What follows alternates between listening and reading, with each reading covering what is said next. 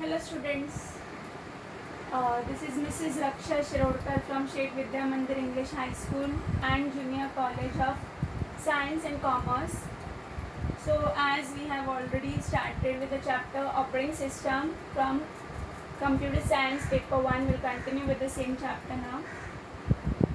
So in the last lecture we had seen some of the topics related to that is memory management. So we'll continue with the same.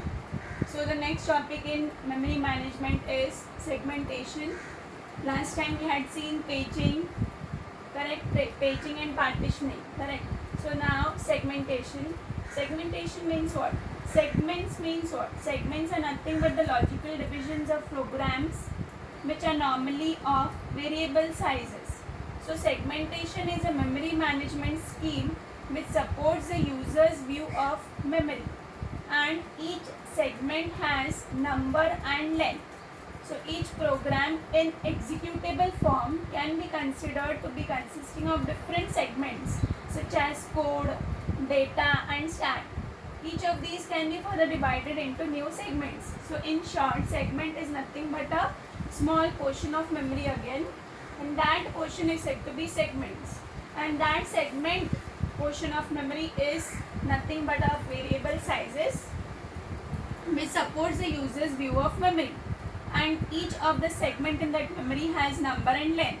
So a program normally consists of main program, some sub-programs and few predefined and pre-compiled functions.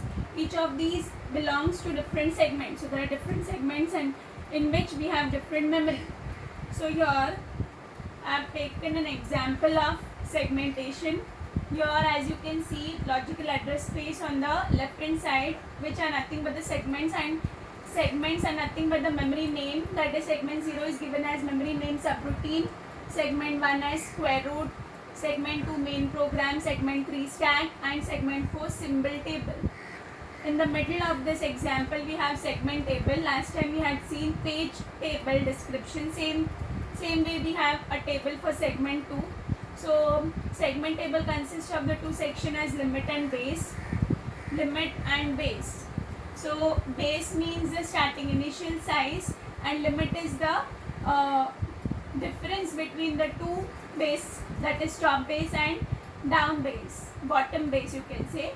The difference between the two base is the limit size.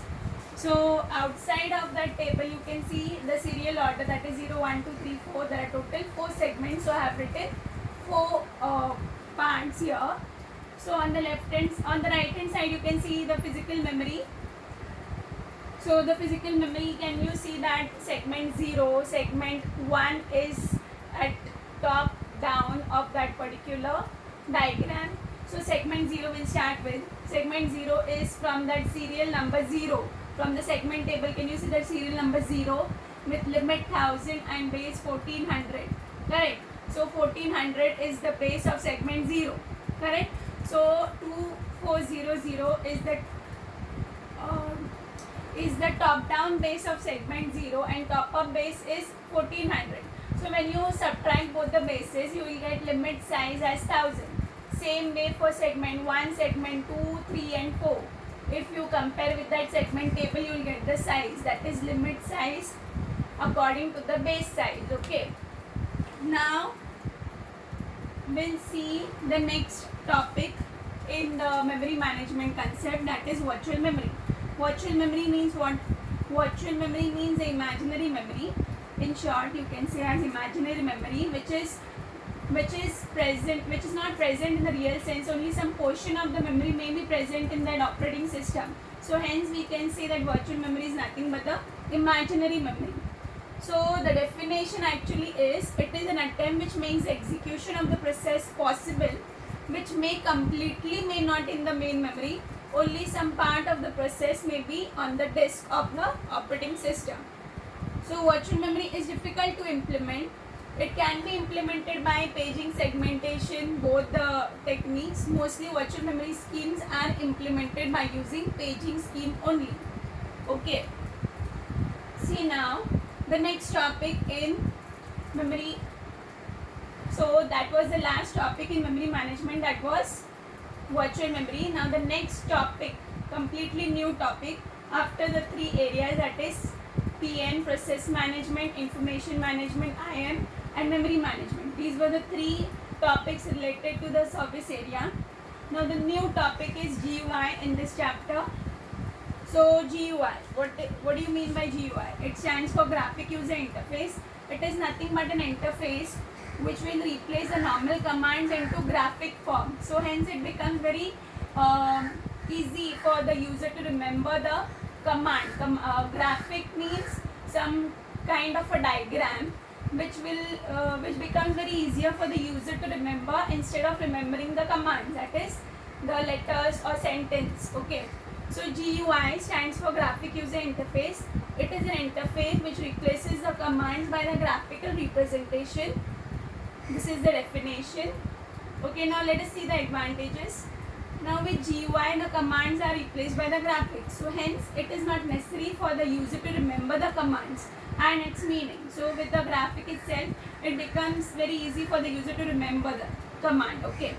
So next advantage is that the user can run several programs simultaneously. Okay. Then third advantage, the user can communicate and exchange the data without transferring or copying of the file. So we do not need to transfer the file or copy the file. User can directly communicate along with that graphic form. So next is easy to use. Easy to use is the last advantage. There were four advantages of GUI. Now the next topic in GUI is the components of GUI. Now the components of GUI are, number one is menu bar. Now you have seen normal screen. See here I have taken an example. Here you can see an example of Microsoft Windows. So menu bar means, see in the diagram as you can see file menu bar written. So menu bar consists of many commands as file, edit, search, as you can see. You can write on your own this particular topic. So menu bar, the definition in the first point should be mentioned. Menu bar normally appears at the top of the window under the title, that is window title. Then some commonly used menu bar options are file, edit, search, view, help, etc. Okay.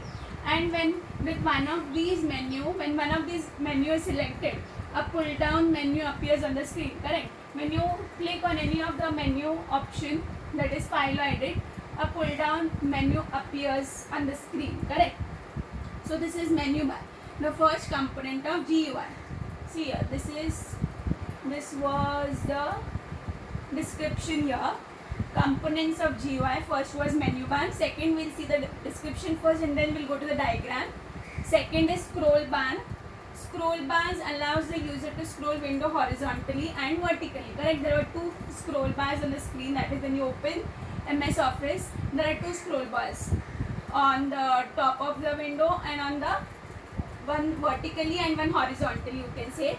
And these scroll bars are generally used to look at the information which is not currently visible on the screen.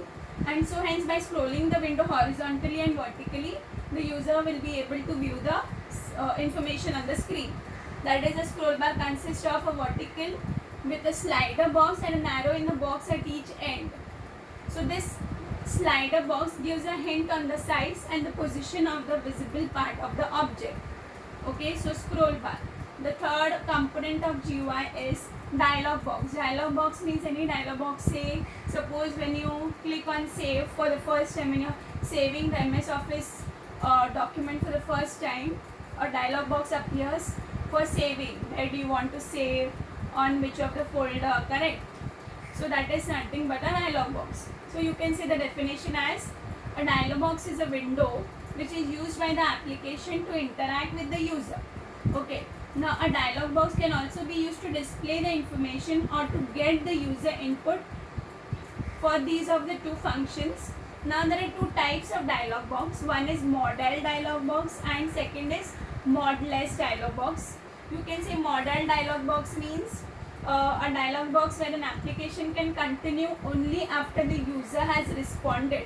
When the dialog box asks you to respond, and then only it will continue with the next option, is called as modal dialog box. And a dialog box which will allow the user to continue without responding. Suppose if you do not click on any of the, if you do not respond to the dialog box, and even though it will continue, is said to be as modless. Okay, so modal and modless, the difference between the two dialog boxes is that when you click on something, so when you respond to the dialog box is said to be modal dialog box, and when you do not respond and still it will continue with the next option is said to be modless dialog box.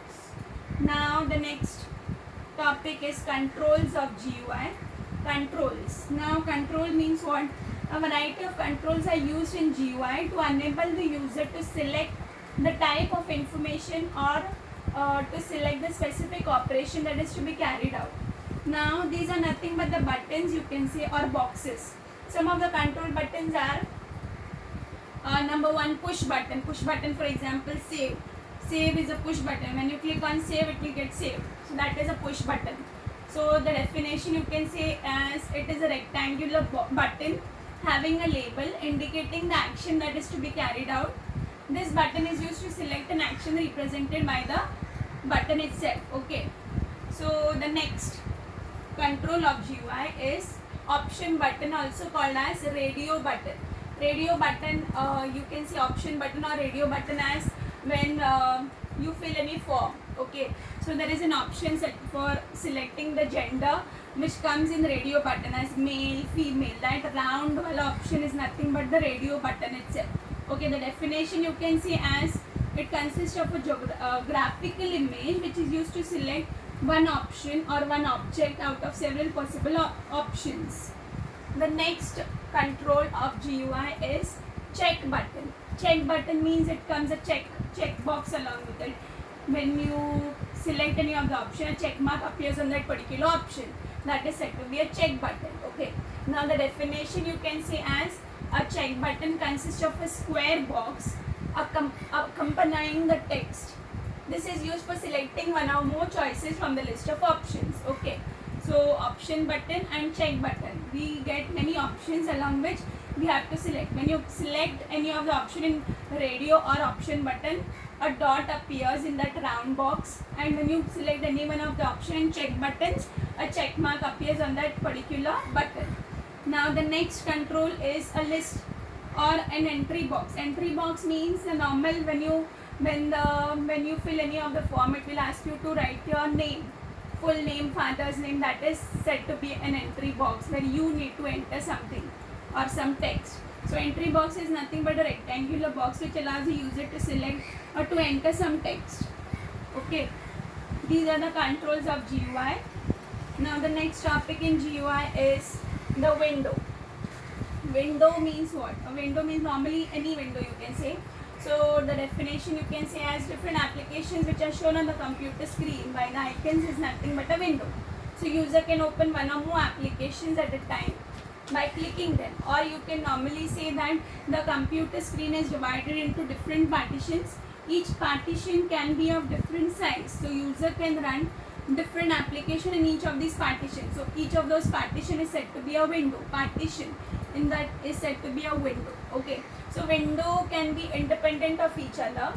Now the operations that are to be carried out on a window. See, now this was an example for GUI. If they ask you the components of GUI, you can draw the same example. Even if for the components and for the window button, window question, you can draw the same diagram for both. Okay. Now the operations that are to be carried out on the window is number one, dragging a window. Dragging means what? Dragging means to hold and select that particular window, and when you release the button it will get dragged to that position, to a new position you can say. So dragging means the position of the window on the screen can be changed by dragging it. See, these are the operations of a window. Number one, dragging a window. Again I'll say the position of the window on the screen can be changed by dragging it. Secondly, you can say to drag a window, select the window by clicking the mouse. Keep the left button of the mouse pressed with the mouse pointer, and when you release the mouse pointer, the window will get positioned to a new position previously where it was placed. Okay. So number two is resizing a window. Resizing means when you slowly move the mouse pointer to the left or right hand side of the window, arrow appears. That is said to be for resizing the window on from the left hand side or right hand side.